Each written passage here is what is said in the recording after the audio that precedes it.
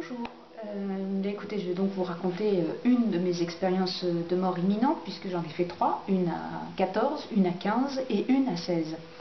Donc je vous raconte la principale, celle que j'ai eue à 14 ans, la première. Donc nous étions dans notre maison de campagne, ma grand-mère, mon frère et moi, c'était le soir, vers 11h30. Nous étions au mois de juillet et nous venions de regarder un film et mon frère nous a quittés, parti se coucher, et je suis descendue avec ma grand-mère au rez-de-chaussée afin de boire une tisane avant d'aller nous coucher. Et donc arrivé dans le hall d'entrée, ma grand-mère et moi découvrons que le lampadaire en fer forgé qui illumine d'habitude le hall est éteint.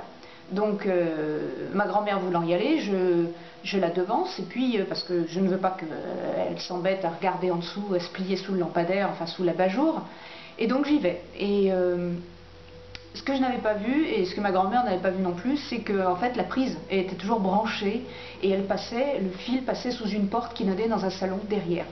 Donc du coup on n'a absolument pas pensé que c'était dangereux, je n'ai pas réfléchi évidemment, et donc je me suis glissée sous l'abat-jour. Je n'ai pas vu grand chose. Je dois dire aussi que j'avais une très mauvaise manie quand j'étais petite, c'était de toujours courir partout pieds nus. Et ce soir-là, je n'ai pas dérogé à la règle. Et donc je me penche, je glisse ma main sous l'abat-jour et je la mets à l'endroit supposé de là où se doit trouver le logement pour l'ampoule. Mais il n'y a pas d'ampoule, mais quelqu'un a retiré l'ampoule, laissé la prise branchée et allumé la poire comme pour allumer l'ampoule justement. Et donc évidemment j'ai la sensation que mon index de ma main est irrémédiablement attiré par une force que je ne peux absolument pas combattre. Et donc je me retrouve collée dans le logement, le doigt collé dans le logement de l'ampoule. Et donc l'électricité se met à parcourir mon corps, ça fait un circuit fermé puisque je suis pieds nus et que le sol est en carrelage, entre le lampadaire en fer forgé que je tiens en plus d'une main et de l'autre le doigt dans le logement. Donc il n'y a absolument rien pour arrêter la course de l'électricité dans le corps. Au moment où l'électricité se met à rentrer dans mon corps, il y a un énorme boom que j'entends, c'est mon cœur, et j'ai l'impression que mon cœur est complètement en train d'être arraché et sorti de la poitrine. C'était très frappant, j'ai vraiment comme dans les dessins animés le cœur qui sort d'un coup, et tout de suite je suis hors du corps. C'est-à-dire je me trouve presque collée nez à nez avec mon corps qui tremble, qui hurle, et il ne m'intéresse absolument pas. D'ailleurs je ne me reconnais pas particulièrement, d'ailleurs je ne cherche pas à me reconnaître ni rien, je ne cherche pas à prendre conscience de ce qui se passe. Je prends les choses comme elles viennent sur le moment. Ce que je vois par contre, c'est que ma grand-mère a comme un espèce de nuage rose autour d'elle, parcouru de flashs, et que je peux ressentir ce nuage car ce sont ses émotions. Et donc le nuage rose, c'est l'amour qu'elle a pour moi, et les flashs rouges, c'est la panique qui la saisit parce qu'elle me tourne autour. Et ce que je note aussi, c'est que la scène semble au ralenti, c'est-à-dire que ce n'est pas du tout à la vitesse habituelle, tout semble très très ralenti, beaucoup plus lent et doux. Je suis très embêtée parce que, à vrai dire, c'est pas tellement mon corps qui continue de trembler et hurler sans moi, en fait, qui m'intéresse, mais plutôt l'angoisse de ma grand-mère. J'aimerais bien lui dire que je vais bien, que tout va bien, que je suis là, mais elle ne me voit pas et elle ne m'entend pas. Donc, à ce moment-là, je découvre aussi que je peux voir à 360 degrés. C'est assez fabuleux parce qu'il suffit simplement que je concentre mon esprit sur quelque chose qui m'intéresse et je vois de façon très nette à cet endroit-là, mais je continue à voir de façon un tout petit peu plus floue, moins précise, tout ce qui se passe encore autour de moi grâce à cette vision à 360 degrés.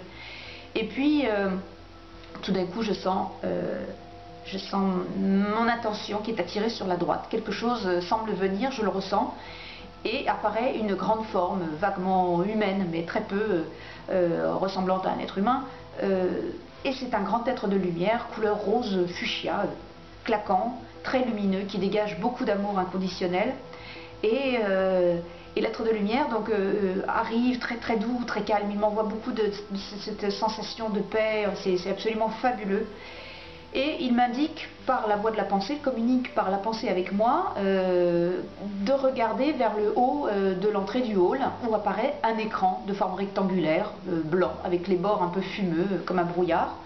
Et sur cet écran apparaît les 14 années de ma vie. Et tout est très, comment dirais-je, tout est très rapide, c'est à comment on remonte le temps, on part des 14 ans jusqu'à la naissance, et de temps en temps il y a des moments de pause, et sur ces moments de pause je me rends compte que ce sont des moments clés de la vie, comme des passages, des examens, où j'aurais dû faire quelque chose, il y a quelque chose qu'on attendait de moi, et il semblerait que j'ai pas vraiment réussi le passage puisque j'étais extrêmement déçue. Je pouvais ressentir en plus les sentiments des personnes avec qui j'étais en interaction dans ce film de ma vie, donc je pouvais voir les résultats concrets de mes actions, de mes paroles, etc. Donc une vraie prise de conscience de la conséquence des actes dans une vie. Et j'avais une autre conscience aussi parce que tout pour moi était à l'aune de l'amour, qui était donné, partagé, reçu.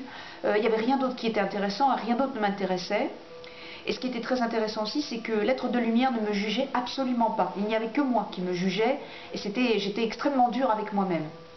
Et puis une fois que j'ai eu terminé, donc, on va dire, ce déroulement de pellicule de la vie, je continuais à voir, pendant ce temps-là, à avoir conscience de ce qui se passait dans mon dos. J'avais vu mon frère donc, qui continuait, qui avait entendu les cris et qui était donc descendu de l'étage pour voir en fait ce qui se passait. Tout ça pareil, toujours au ralenti.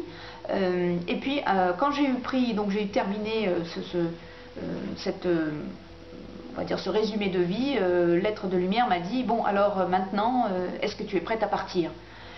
Et je me suis dit, en regardant l'écran blanc, où il n'y avait plus rien qui défilait dessus, j'ai dit, bon, 14 ans, c'est un peu jeune pour mourir, mais s'il faut partir, ok. Et je lui dis comme ça, ok. Et je l'envoie la pensée vers lui. Parce qu'il y a le fait de penser vers soi et penser vers l'autre. Donc j'envoie la pensée ok vers lui.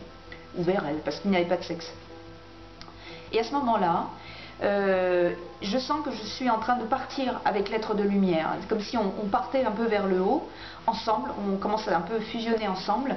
Et j'ai la sensation surtout qu'au niveau du crâne, il y a comme une ouverture. Et j'ai la sensation qu'une douche me tombe directement dans le crâne. Et cette douche, dedans, en fait, ce sont des informations. Je reprends ma mémoire d'âme. Alors une mémoire d'âme, qu'est-ce que c'est?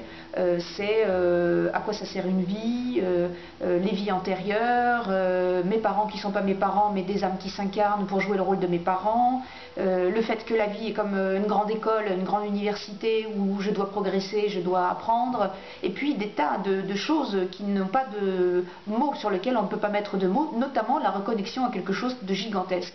Une force qui a une omniscience, une omniprésence, une omniconscience, et je me sens complètement reconnectée à ça et je me sens extrêmement bien. Au même moment, mon frère a trouvé une solution aussi pour détacher le corps du lampadaire qui est toujours viable. Et donc, on va dire que malheureusement, parce que moi j'allais très très bien et j'étais dans un très bon état, mon corps m'a aspiré, comme un aspirateur, c'est-à-dire je me suis sentie complètement aspirée alors que je partais avec l'être de lumière et que j'étais censée partir, ayant récupéré un bagage d'une conscience particulière, on va dire, et donc je suis à nouveau aspirée par le corps. Et le corps est dans un état assez mal, on va dire, de mal-être, puisque quand je rentre dans ce corps, d'abord il me semble trop froid, trop serré, trop petit, j'ai l'impression de rentrer dans une boîte de conserve, il est d'une dureté très pénible, et je m'y encastre mal, c'est-à-dire qu'en plus j'ai une vision où je suis à la fois dedans et à la fois dehors, donc la vision de l'âme, enfin de ce que je crois être l'âme pour moi maintenant, continue de voir, mais j'ai aussi la vision physique, et la vision physique ne marche pas, donc je suis aveugle. Je sens que mon frère essaie de me remettre debout, me touche, c'est une sensation, mais vraiment il n'y a pas d'autre mot que dégueulasse, hein. C'est une sensation écœurante, c'est froid, c'est sale, c'est pénible, c'est souffrant, c'est vraiment atroce, et je lui dis ne me touche pas, je vais très bien, pour moi dans ma tête je vais très bien. Et je l'entends me dire, alors que je suis aveugle, non, tu ne vas pas bien, c'est très grave ce qui t'est arrivé. Et effectivement, j'avais le doigt brûlé au 2e degré, donc j'avais quand même une espèce de merguez à la place de l'index. Et puis, donc au bout d'un moment, je réussis à complètement m'encastrer dans le corps. Voilà. Donc une fois encastrée dans le corps, je reprends à peu près conscience, etc. Sauf que conscience c'est bien, mais je reste avec aussi tout cette espèce de savoir que j'ai récupéré, puisque j'étais censée mourir et pas revenir en vie, donc vivre avec ça. Et voilà, donc les jours qui ont suivi, il m'a fallu vivre avec cette chose-là. Et puis, comme je vous l'ai dit, j'ai eu une autre expérience à 15 ans et à 16 ans, où d'ailleurs dans une d'elles, l'être de lumière est revenu me chercher. Pour moi, c'est vraiment une espèce de confirmation. Donc une fois que je me retrouve avec tout ce savoir, bon, il faut que je réussisse à vivre, reprendre une vie normale, on va dire, bien que je n'ai plus la conscience d'une enfant de 14 ans. Donc évidemment, dans les jours qui suivent, je m'applique à essayer de résoudre tous les petits problèmes que cela me crée, évidemment, surtout au niveau de la confrontation avec les autres. Et puis j'essaye d'être un peu meilleure, entre parenthèses, puisque j'ai vu que j'avais été assez nulle lors du court film de ma vie. Je me dis que c'est pas une deuxième chance, j'en ai pas conscience que c'est une deuxième chance, mais je la vis comme telle. Et puis avec les années, et puis surtout les 2 autres expériences de mort imminente, j'ai compris que c'était surtout un outil. D'autre part, j'avais surtout la conscience que j'étais en vie parce que je devais apprendre et faire progresser ma conscience. Donc comme une université, mon âme est à l'université, lui arrivent des expériences, je suis confrontée à des tas de choses, positives ou négatives, qu'est-ce que j'en fais? Le but étant d'en tirer un maximum de positif à chaque fois, même dans les choses négatives. Donc tout ça devient un gigantesque Rubik's Cube que je tourne sans cesse, je deviens presque mon propre laboratoire. Et donc grâce à tous les outils qui me sont donnés, grâce à cette expérience, à chaque fois je plonge dans cette grande caisse à outils de l'EMI et de tout ce savoir rendu pour essayer de trouver toutes les solutions à mon quotidien. Parfois j'ai la chance d'avoir même des solutions pour les autres, mais je ne suis pas du tout ni un super-héros ni un sauveur, je suis un être tout à fait banal et donc simplement avec une expérience pas banale qui est confronté à un monde qui n'a aucune des valeurs que je ramène. Donc je reviens un peu en enfer. Mais bon, c'est comme ça. C'est très compliqué. Il y a des choses et des notions et des aptitudes qui sont trop longues à vous expliquer là, mais qui reviennent, qui arrivent. J'ai l'impression un peu d'être un pont en fait entre l'autre côté et ici. Donc du coup, je peux avoir un peu le dessous des cartes parfois sur des moments, des situations, etc. Même voir des personnes que je peux ressentir plus profondément que simplement par l'analyse visuelle ou auditive. Voilà. Pour le reste, eh bien, écoutez, je considère qu'une EMI est une chose qui appartient à une seule personne. Elle est une expérience sur mesure, elle est faite pour cette personne et elle n'est pas ni une révélation pour l'humanité, ni quelque chose qui peut sauver tout le monde. C'est simplement quelque chose qui peut peut-être donner un petit espoir.